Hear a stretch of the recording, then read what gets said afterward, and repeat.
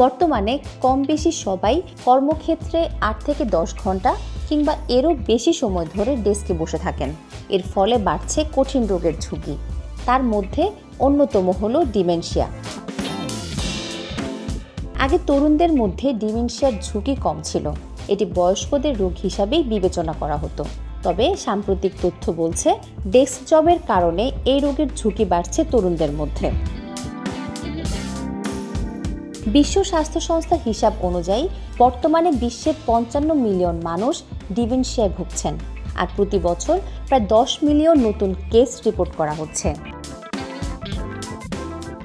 জামার নতুন এক সমীক্ষা এটিকে আরও স্পষ্ট করে তুলেছে।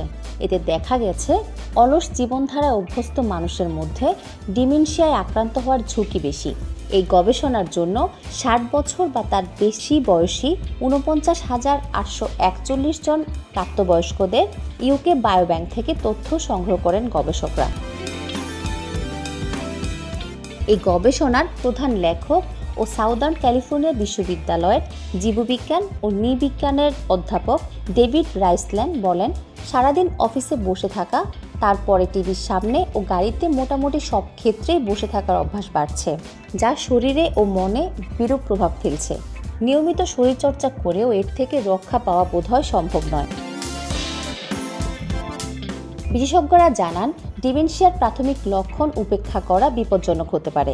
প্রাথমিক রোগ নির্ণয় জ্ঞানীয় স্বাস্থ্যের পতন নিয়ন্ত্রণে সাহায্য করতে পারে। এজন্য সবার উচিত ডিমেনশিয়ার প্রাথমিক লক্ষণগুলো সম্পর্কে সতর্ক হওয়া।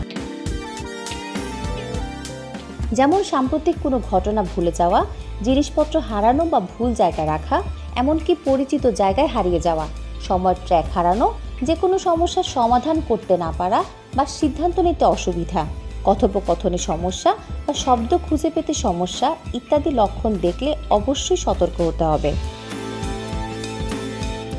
শুধু ডিমেনশিয়া নয়, যারা সারাদিন ডেস্কে বসে কাজ করেন কিংবা ঘন্টার পর ঘন্টা ঘরে বসে শুয়ে থাকেন, তাদের মধ্যে বিভিন্ন ধরনের রোগের ঝুঁকি বাড়ে।